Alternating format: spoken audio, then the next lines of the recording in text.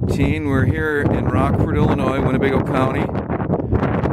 And this is Concord Commons. It's a public housing project. Well, it's represented as a public housing project in Rockford, Illinois. But it's not really. It's actually owned by a private owner who is the head Democrat in Rockford. Now, as you'll see, this complex is hundreds of units. Okay? These units go from all along here. Now, this property is managed by Rockford Housing Authority. Once again, the owner, the top Democrat here in town, was the chairman of Rockford Housing Authority. So not only was he the private owner of a public housing project, he was the top Democrat, he was the owner of the property, and he was the chairman of the company that managed it, which is Rockford Housing Authority. Now, if you know how the Democrats work in Illinois, on election day, you'll have vans and school buses lined up out here to take everybody to go vote. Because quite frankly, this is what's in store for the rest of America. Under the UN plan and the New World Order, the plans are to see there's a perfect example right there of what kind of people you got living here. This is what is planned for the rest of America. You've got just absolute desolation. Look at this landscape, all right? This is what America will look like if the New World Order gets their way.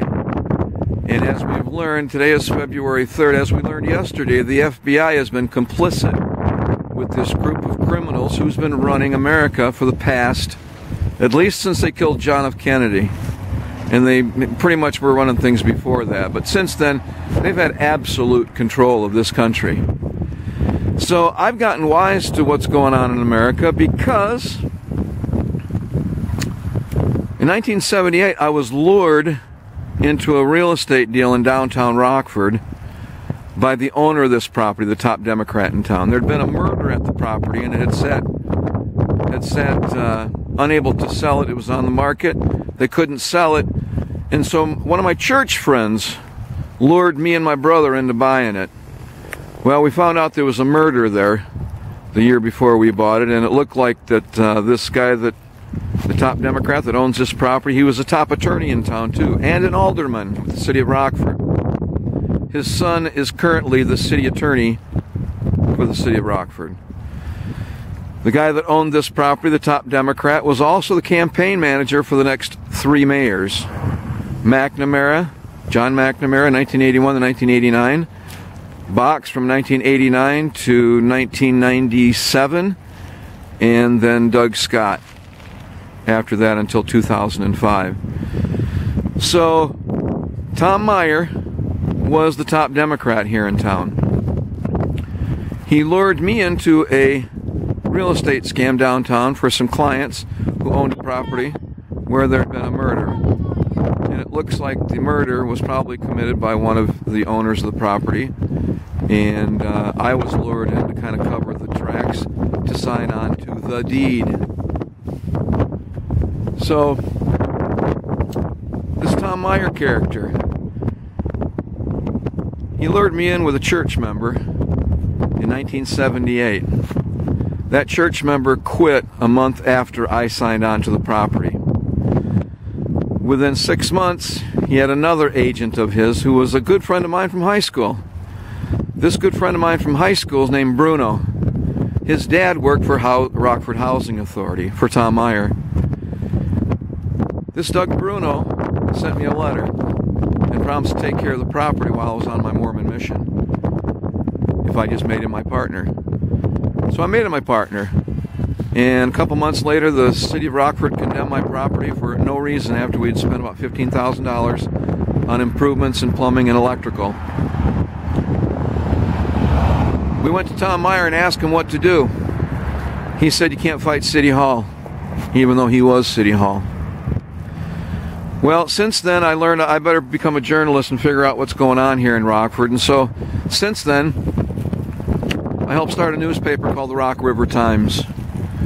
And in 25 years, actually in 1996, worked as a journalist for 25 years. In 1996, we discovered that the cocaine from Little Rock, Arkansas, in the murder of the two boys on the tracks, which the Wall Street Journal called the most famous murder mystery in America, was coming to Rockford, Illinois. The cocaine courier that witnessed the murder of Kevin Ives and Don Henry in Saline County, where the country road met the railroad tracks, they stumbled on the CIA cocaine drops. And the guys that were picking up the cocaine were the Saline County prosecutor, allegedly, and two Arkansas state troopers, according to the courier who drove the cocaine to Rockford, Illinois. That murder mystery has never been solved yet. And in that time, I've been targeted by these people, by this cartel, by Tom Meyer, by the top Democrats. And as you'll know and have learned in the FBI MEMO, what this group of people do is they're protected by the FBI, because this all boils down to money. When you follow the money trail, it's all about the money. This Concord Commons here is where the political money comes from for all the dirty votes. Like I say, they line up the buses here on election day. And on election day, all these people are at the mercy of their landlord, the dirty top Democrat in town, Tom Meyer. Tom Meyer died in 2014. I won't say bless his soul. I don't think he had one. But what I found out in the past 6 months is that the person who owns my house was a partner of Tom Meyer. And now here's how that went. In 2002, the real estate partner that Tom Meyer set me up with in 1979, who then ended up getting my building condemned, got picketed by the labor union, who my partner Bruno's dad was the treasurer of. See, it's a cozy little system they got here, and it's all about the money. This is where all the money goes through. It's going to be used against the people here in town. It has been for 40 years. 40 years these guys have been running the show, and they're still in charge. Tom Meyer's son is the campaign manager to the current mayor of Rockford, Tom McNamara. Tom McNamara is named after Tom Meyer. And just to finish up here, how the money trail works, I found out in the past 6 months that the guy that owns my house was the banker, or I should say, he was the largest stockholder in the bank of the bank that mortgaged this property in 1978, October. Concord Commons never had to make a mortgage payment. You following me? Concord Commons never had to make a mortgage payment to Amcore Bank, at least up until 2000, when court records and depositions revealed what had happened. In 2000, there was a lawsuit where Concord Commons was sued because of a girl that had a pot of hot oil tip over on her. The attorney that sued Concord Commons, that sued Tom Meyer, ended up being my attorney in a lawsuit brought on by Tom Meyer's agent, Doug Bruno, in 2002. Larry Morrissey was that attorney. Larry Morrissey took my case in 2002. He fixed my case. He withheld the evidence, missed the 213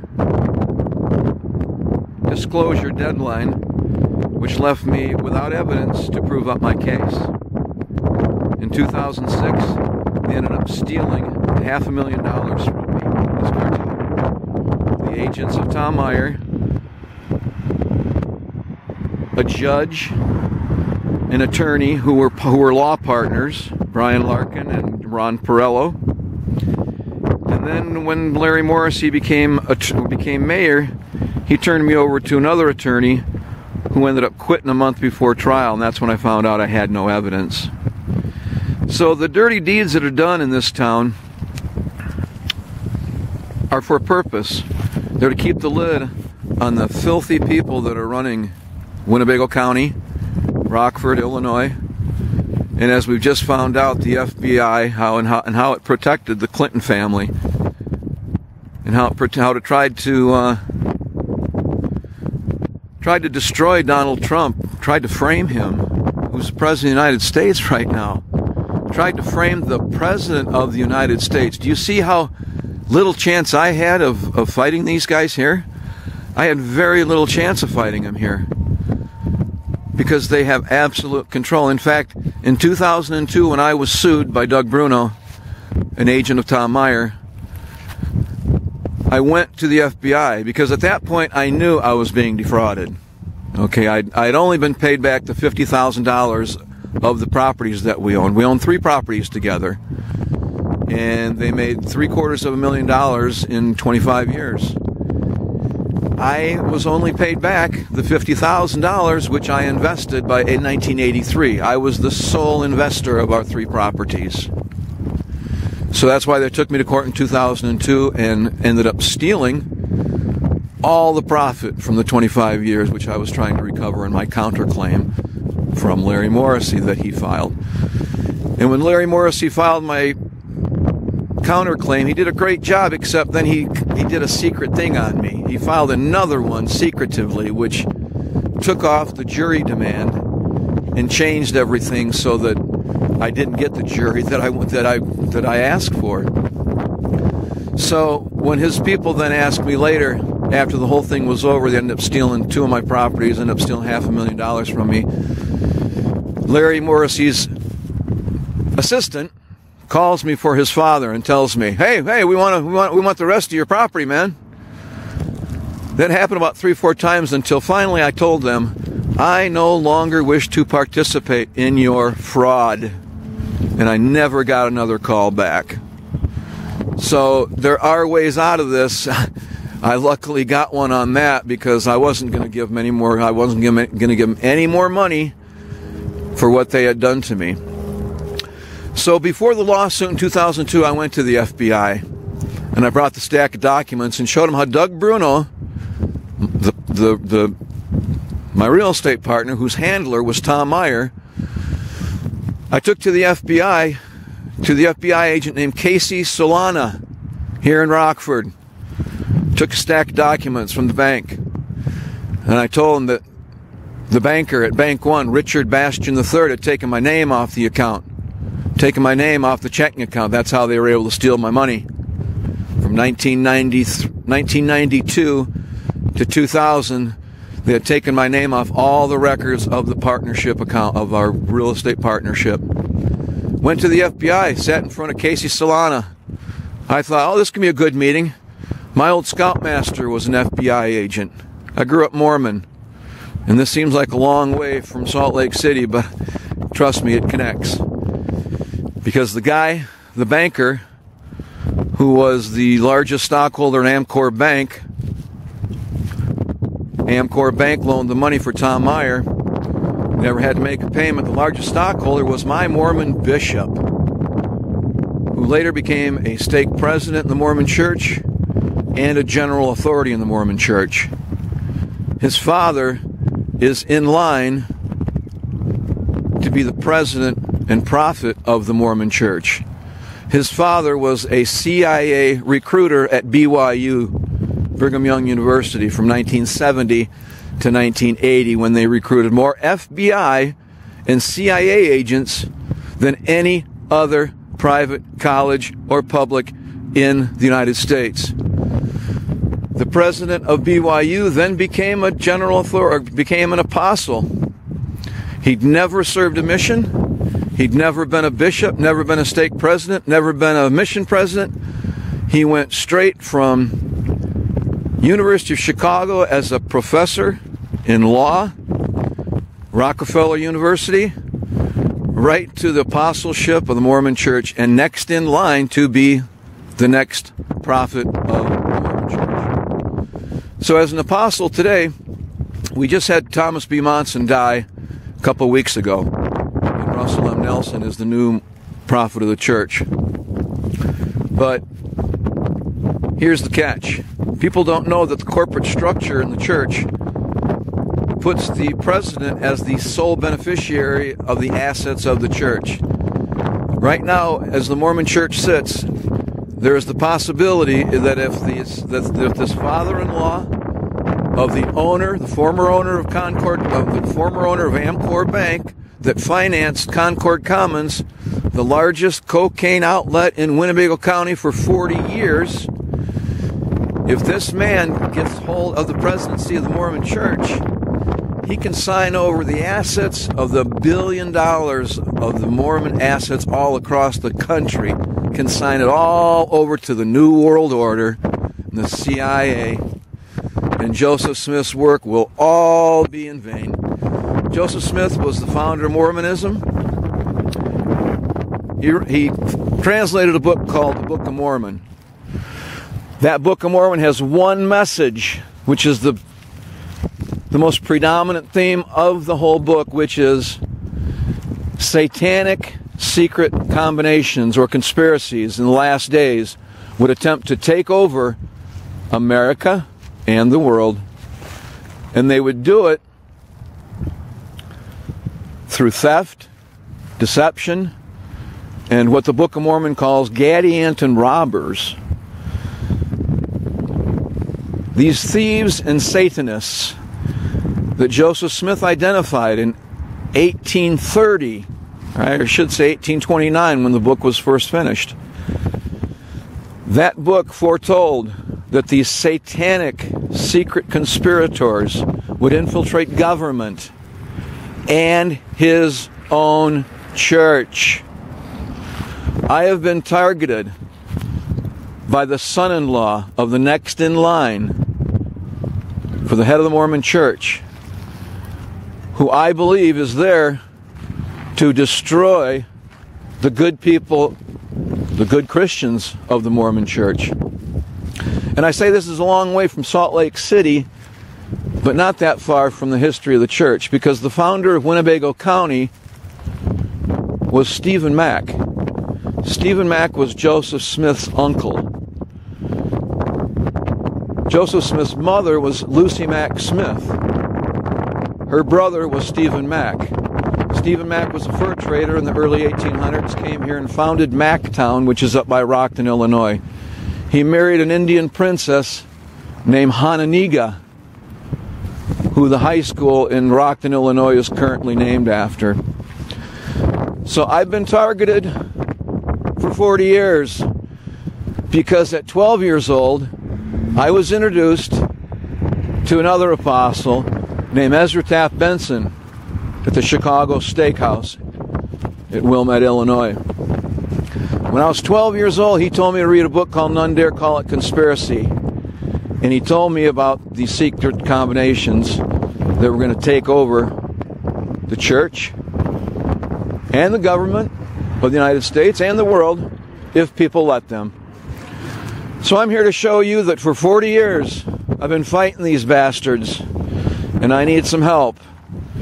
I need some help because they're a little bit above my pay grade. Although I did start a newspaper and fought them as long as I could, they're getting the upper hand on me right now.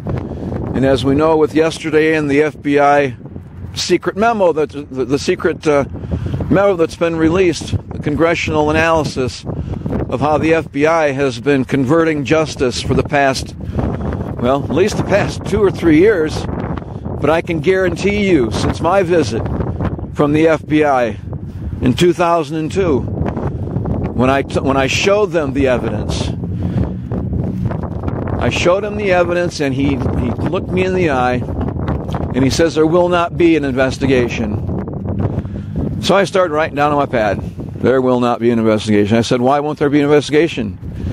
He says, we protect the bank's rights, not yours. Let me say that again. Casey Solana, the FBI guy that I talked to in 2002, told me he was not going to investigate the fact that Richard Bastian III and Doug Bruno had taken my name off all the records of my checking account from my real estate partnership. of which I was the sole owner and investor. So as I'm writing this down on the pad, he says, "What you writing down?" I said, "What you just told me." He said, he said, "If I ever see that in writing, I'm not going to be very happy." So not only would there not be an investigation to protect the criminals here involved in stealing $500,000 from me and 2 of my properties, but he protects the bank's rights to steal from me. He told me he protects the bank's rights, not mine. And if I ever put it in writing, he wouldn't be very happy. Well, sorry, Casey, to make you unhappy today, but that's just the way it goes. Because you guys are exposed now, and it's time that the rest of America finds out why everything's been going to hell for as long as it has. And somehow,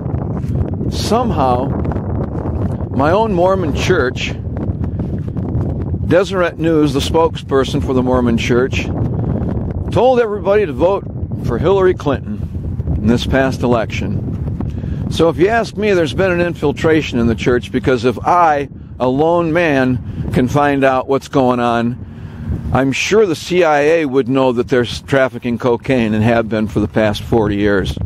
And as we know, the higher-ups in the Mormon Church are very well connected to the CIA, at least the bad ones. And it's about time that everybody learn what's going on. So one more point. That son-in-law of next in line to be Mormon president and prophet, he's the owner of my property now, because these Mormon friends of mine stepped in to help me when the church, or I should say when the deep state stole $500,000 from me in court from 2002 to 2006. My church friends stepped in to help me out. The owner of the bank, son-in-law of the next prophet, could have loaned me the mortgage right there, but instead he had his company buy it in secret, and his team buy the property, and promised to sell it back to me if I just bought 6 of their properties. See, as a banker, you get foreclosed properties, and then his company ends up buying all these foreclosed properties from the crack and cocaine problems and heroin in Rockford. It's causing all the real estate taxes to go sky high, crime to go sky high, and for Rockford, Illinois to be the most dangerous city in America. So right now, instead of selling my property back to me, a brownstone fourplex in downtown Rockford. Oh yeah, Tom Meyer was the head of the downtown Bullseye Committee with Richard Bastian III at Bank One also. So one of the reasons I got really well targeted was because my property was downtown, and they knew at any time they could come in and do whatever they want to violate my rights in some way with the building department and shut me down. Well, that's what's going on right now, and that's why I'm making this video. Because right now, these guys need to be exposed. There's a criminal cartel that is operating within the Mormon Church locally here, and it's all about real estate, and I won't even talk about the sex clubs or the pedophilia. So I'm going to sign out right now. I can say I'm here in Rockford, Illinois. It's February 3rd, 2018. My name is John Bystrom. I'm a target of the Deep State, Deep Church Cocaine Cartel, and here I am exposing it. So do some research and find out just exactly what I'm telling you is the truth. So I'm going to sign out. Thanks for listening.